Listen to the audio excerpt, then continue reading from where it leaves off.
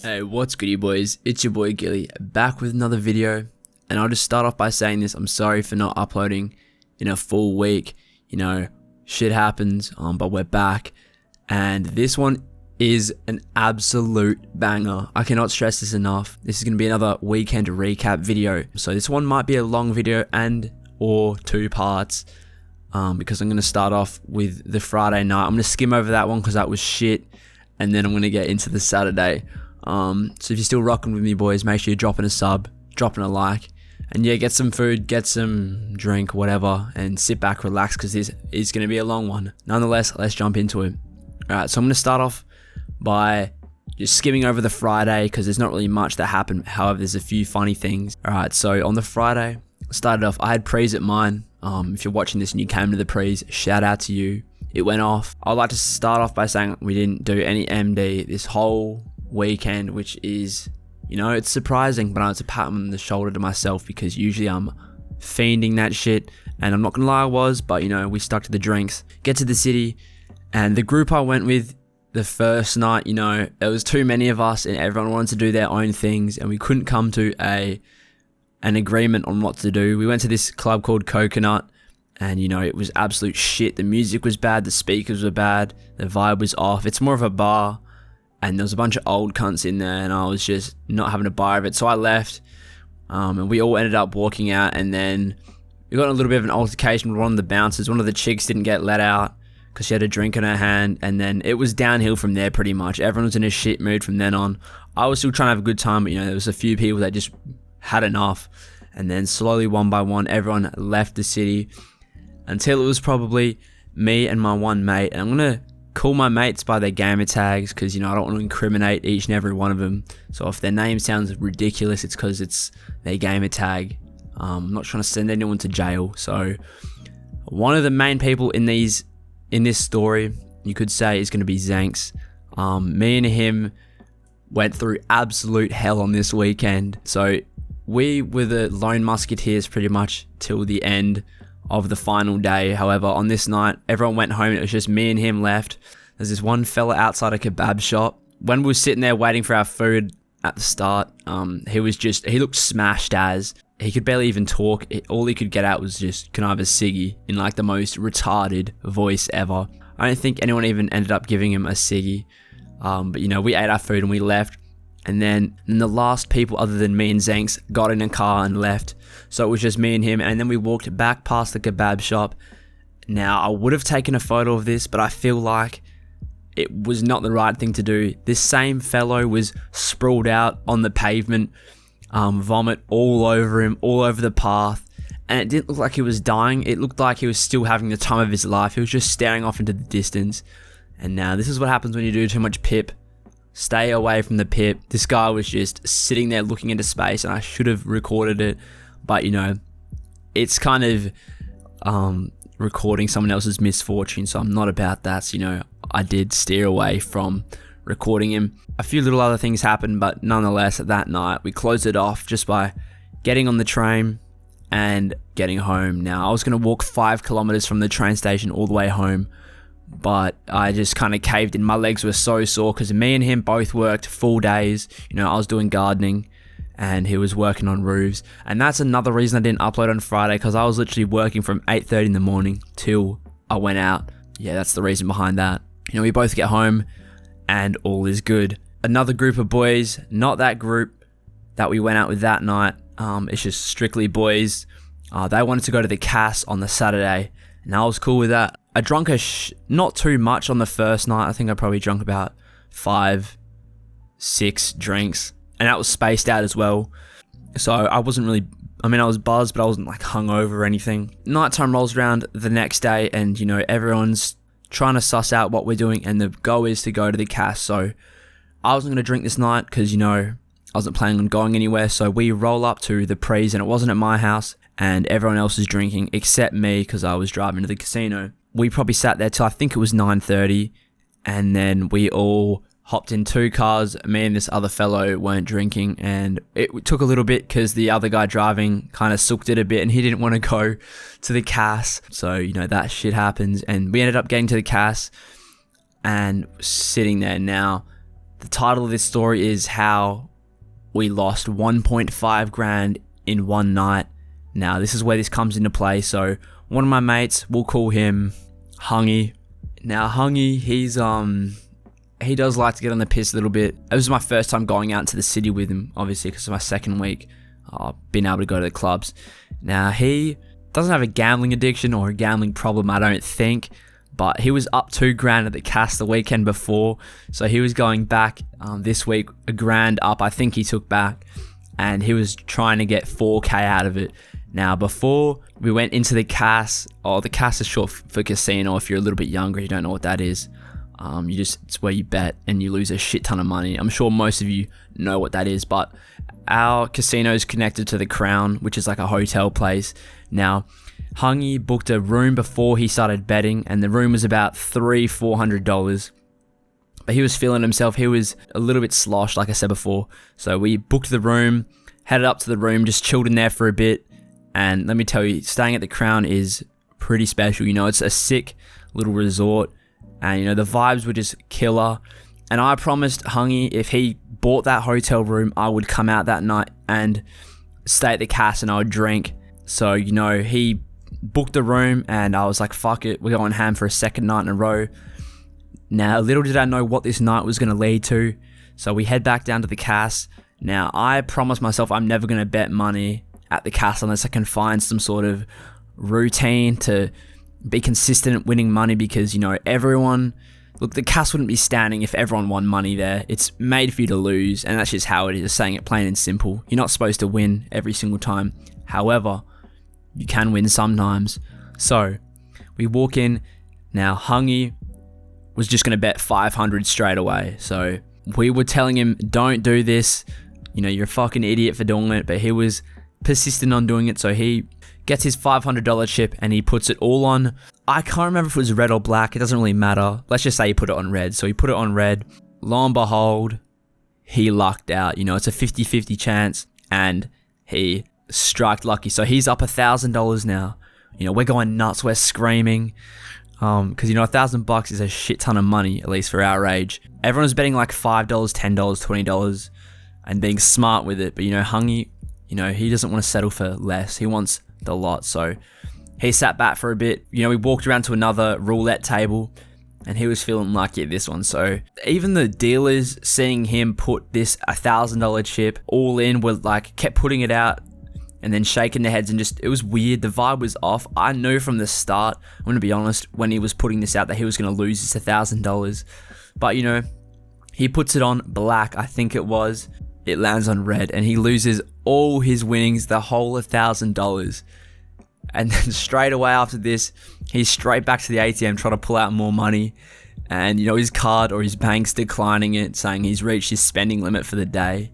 He, surprisingly, I don't know how, shout out to Hungy, he was still in a good mood after that. Well, I don't know what was going on in his head, but, you know, he looked like he was still having a fun time. So, you know, he loses $1,000. We walk out of the cast. My other mates, though, everyone else was up money, I'm pretty sure, except for him. You know, everyone walked away with at least $50 profit, I think. We head back to the room and we're discussing our plans on what we should do, where we should head, just exploring our options. So there's a train station next to the cast. We jump on the train. Now we get to the city. Me and my mate Zanks, we're sitting in the city with all the boys thinking, what the hell have we done? We're back here for round 2, the second night in a row. Our legs are already sore and we've barely even been in the city yet. And little do we know, this night is, once again, it's just starting. So we're deciding on where to go, what club to hit. Now there's this new club that's just opened up called the Magnet House. We were like, fuck it, let's try out this new club. And then they were going on about how apparently they spent a shit ton of money on lights, just special effects and shit. And we're like, whatever, let's go check it out. So we hop in the line and this line is ridiculous. It's a $10 entry still, and this line's probably about 3.5 hours long if we were at the back. We saw some people in the line, so we cut. You know, no one waits in these lines the whole time. And it was barely moving. We had to like weasel our way through the crowd to try and get to the front. And, you know, we finally get to the front. And at the casino, I was starting to buy drinks. So I was a little bit buzzed. I was buying vodka Red Bulls, you know, the standard, tastes good, it gets you energized sort of thing. So I was smashing those back. And little did I know, when I step in this club, it's about to get a whole lot more rowdy. So get to the front line, we get in, pay the $10, and stroll in. Now, it was his second time out. He came out with me the first night, like I said before, and it was a shit time. So he was expecting this club to be shit. But as soon as you walk in, these speakers were bumping. You know, the DJ was playing some like house, but it was real fucking good house. I know I shit talk house in my other videos, but this guy was playing some fucking tunes.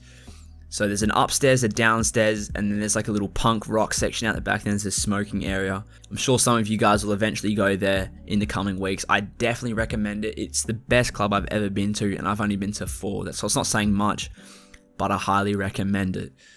Nonetheless, we're walking around sussing this place out, and we meet this other fellow. I won't give him a name because he's not that prominent in the story. Couldn't tell if he was gay or if he was just a friendly bloke. Either way, he bought me and Zanks free drinks.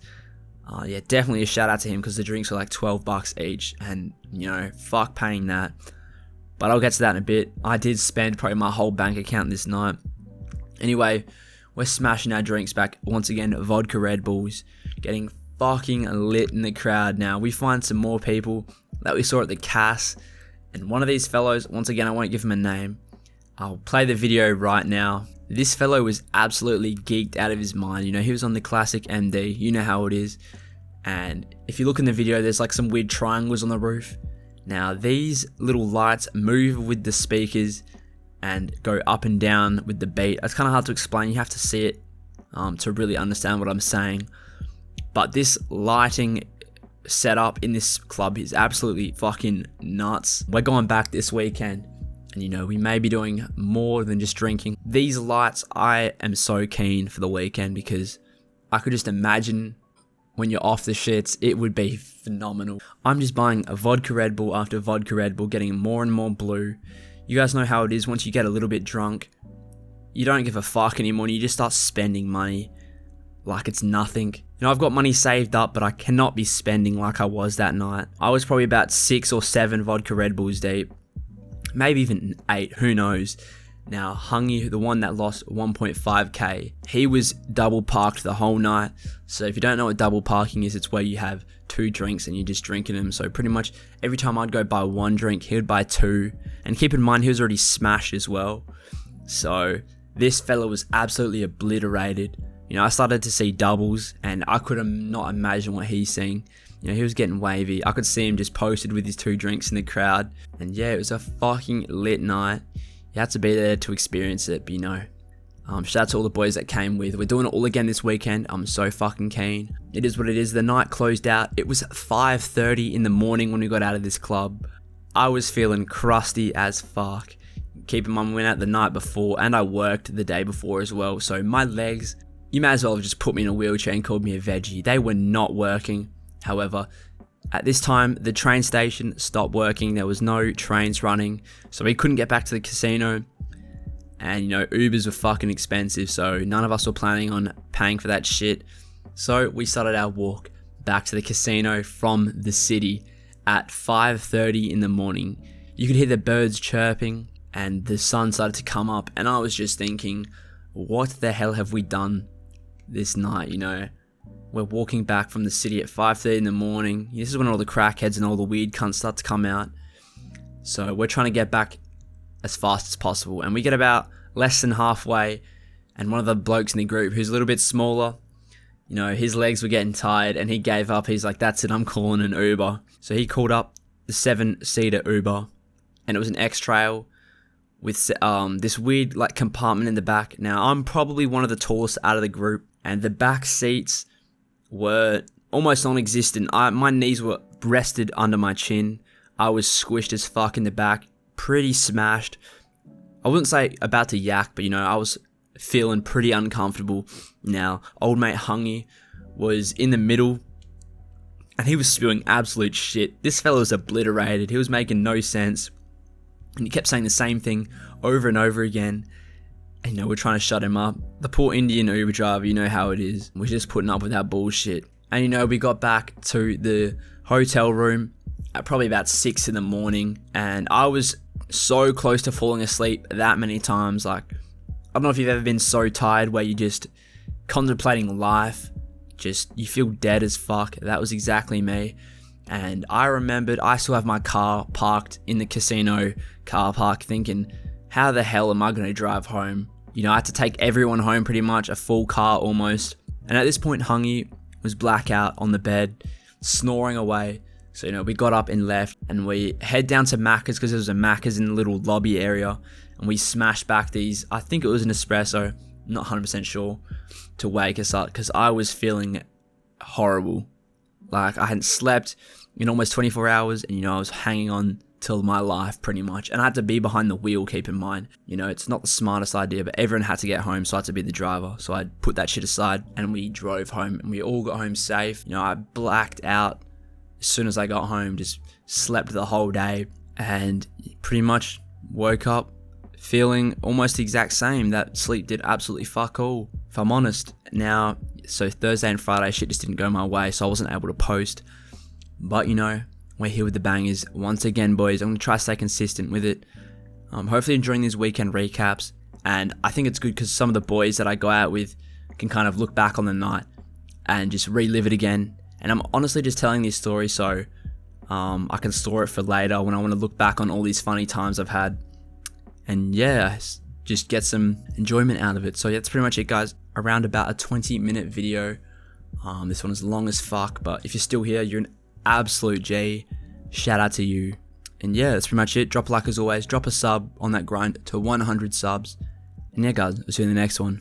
DJ, run that tune. In the front, niggas in the back. Headshot, diddy bot, put him in the bag. If a nigga lack, then you put him in the grave. We ain't hopping out the right to bang him in the face. We ain't hopping out the right to put it in the bed. Headshot, diddy bot, put him in a split. Man, I done what I done, so it is what it is. You won't last for a day if you live where I live, no cap.